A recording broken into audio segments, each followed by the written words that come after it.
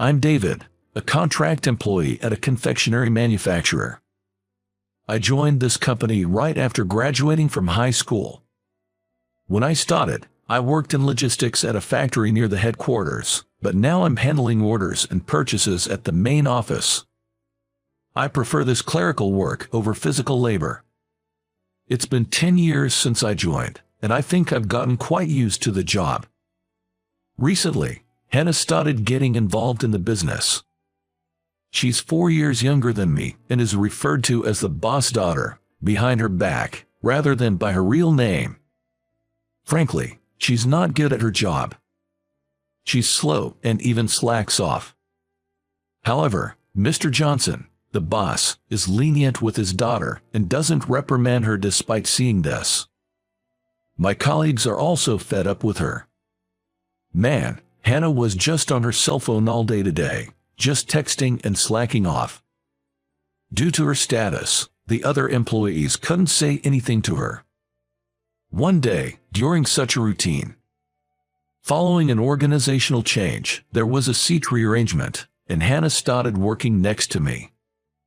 Mr. Johnson told me, if my daughter has any trouble, please help her out. Since then, I've been taking care of my own work and looking after her as well. She's always on her cell phone during work and sometimes leaves her tasks midway to take a break. Watching this every day was frustrating for me. Hey, could you check these documents too?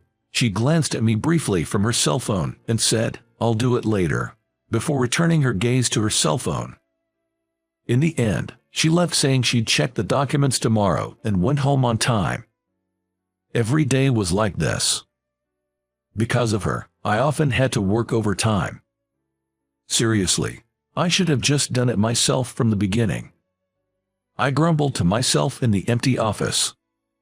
The future looked bleak. A few weeks later, my anger finally erupted. While I was teaching her, she kept glancing at her cell phone, so I blurted out, "Don't take your job so lightly." She paused for a moment with an annoyed look, but I continued, "If you are going to work half-heartedly, it might be better if you quit. To be honest, you're a hindrance right now." "What's with that attitude?" she retorted, her eyes red, and she stormed off. Watching her leave, I immediately regretted speaking so harshly. The next day, she came to work with swollen eyes. She had obviously cried. It was my fault. As I was about to apologize, she said, "I'm sorry." I hadn't expected that. Seeing her like that, I felt bad for being harsh with my words. "I'm sorry for being too harsh. Let's both do our best starting today," I said, and Hannah smiled brightly.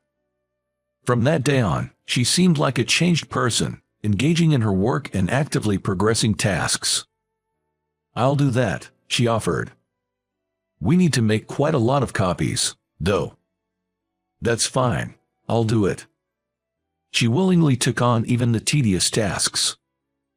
Of course, there was no longer a cell phone on her desk. My colleagues were also surprised by her transformation. It was some time later when I overheard a rumor. I heard that Hannah was going to marry the son of a business partner. I thought, oh, is that so, but didn't pay much attention to it. After a while, Hannah rarely showed up at work. I assumed she was busy with wedding preparations or something, as she had applied for leave, so I just focused on my own tasks without much concern. But then, the problem happened suddenly.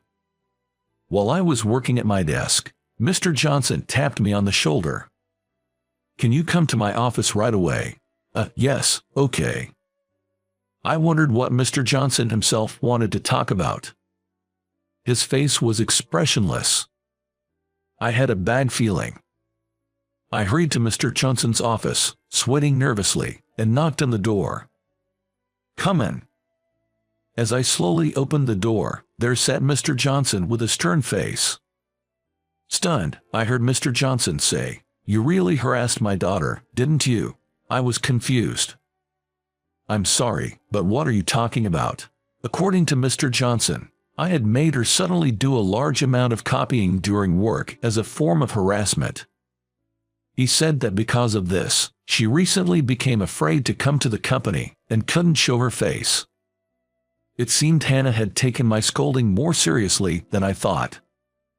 So that's what it was. I felt betrayed. The copying was a task she volunteered for herself. I didn't request it to her. I tried to explain the truth to Mr. Johnson, but he wouldn't listen. Eventually, I was demoted to a factory in the countryside. Angry and misunderstood, I thought about quitting the job, but with no special skills and unsure about finding another job quickly, I ended up heading to the new location 2 weeks later. At the new factory I was transferred to, I ended up being assigned a wide range of tasks, from production work to administrative duties. It's significantly harder than when I was at the headquarters. However, there was a silver lining. The factory had many older women who were all friendly and made the job much easier. In particular, I got along well with Mary, a lady in her 50s who worked part-time. Mary appeared to be quite a veteran part-time employee, very knowledgeable about the company. She seemed to be aware of not only the factory's workings but also those of the headquarters. Tired, hut here, this is juice I made from oranges grown in my garden, and I also made some cheesecakes. Please have some. Mary always brought me drinks and snacks when I was working overtime. Well, that looks delicious. I'd like some too. Other part-timers, hungry from overtime, also gathered around. Not to be rude, but Mary was like a mother to everyone. Her calm and kind demeanor made her popular among other employees, and she even advised the younger temps on life matters. "Mary, I'm thinking about getting married. Can we talk for a bit?" Of course. So, who is she? Thanks to her, the factory had a very homely atmosphere. I was living a fulfilling, though challenging, life. Then, one day, something unexpected happened.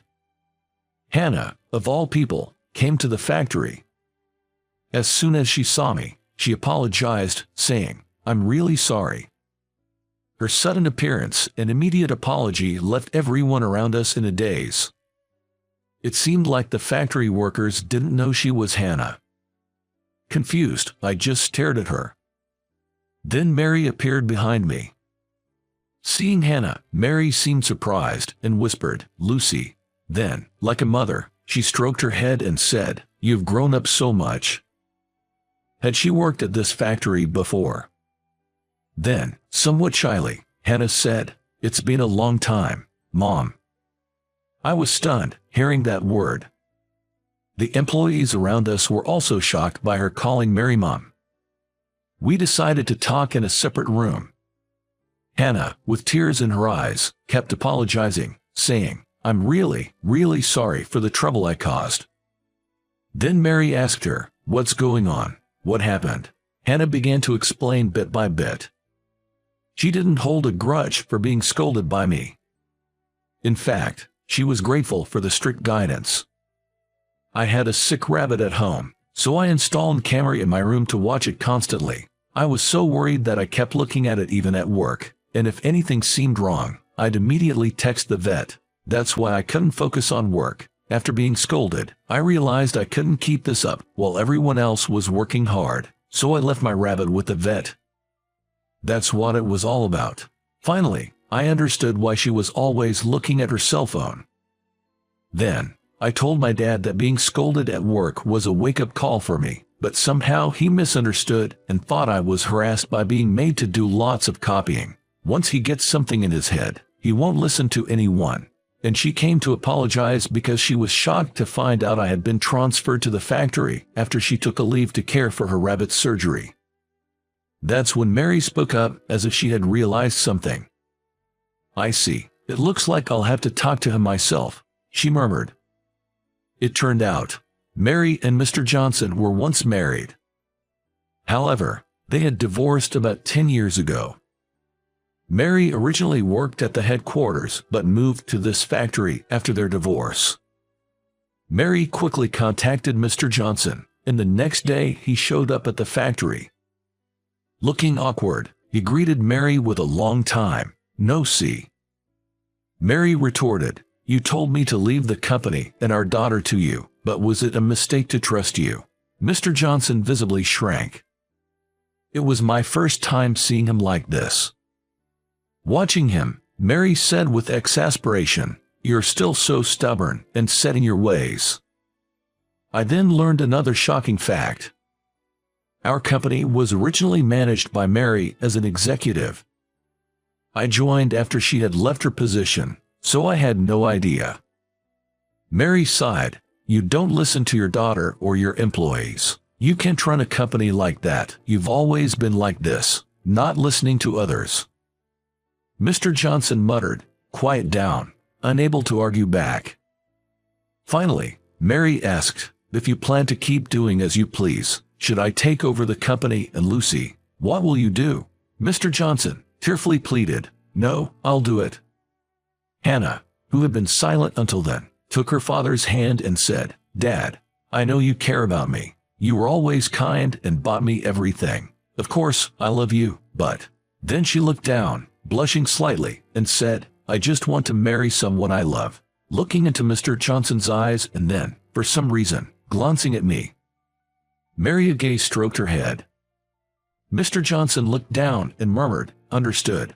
The discussion concluded for the time being, and the next day, work at the factory resumed. I thought I would continue working at the factory, but a week later, I was ordered to return to the headquarters. It was quite sudden and busy, but I was happy to return, as I preferred working at the headquarters. Right after returning, she invited me to a coffee shop during lunch break. As soon as we sat down, she said, "I'm truly sorry for what happened." To her, I said, "You don't have to apologize so many times. Let's look forward to working together again." She insisted on treating me as an apology and paid the bill. As I thanked her and began to walk away, I said, "Thank you for the meal." That's when she pulled my hand and said, "Wait." Confused, I stopped, and she blushed, saying, I like you. I have feelings for you," while looking down. What? I was flustered by her sudden confession, to which she continued, "I have a request. Would you go out with me? I refused the marriage because I fell for you. Is that okay?" Pleading earnestly.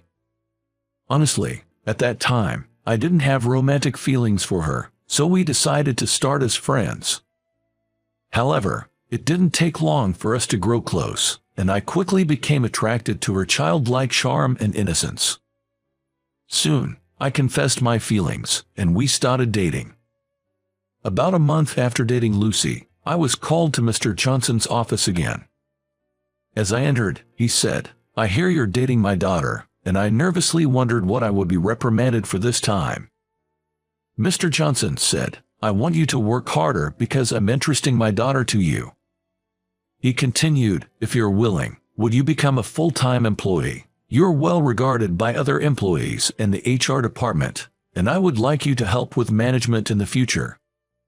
"Yes, thank you," I replied, feeling like I was in a dream. Since then, I've been working even harder as a full-time employee, continuing my smooth relationship with Lucy and regularly updating Mary. Mary, preferring the factory environment, continued working there as a part-timer. A lot happened in a short time, but now I'm very happy. I look forward to living fulfilling days, both in my work and personal life.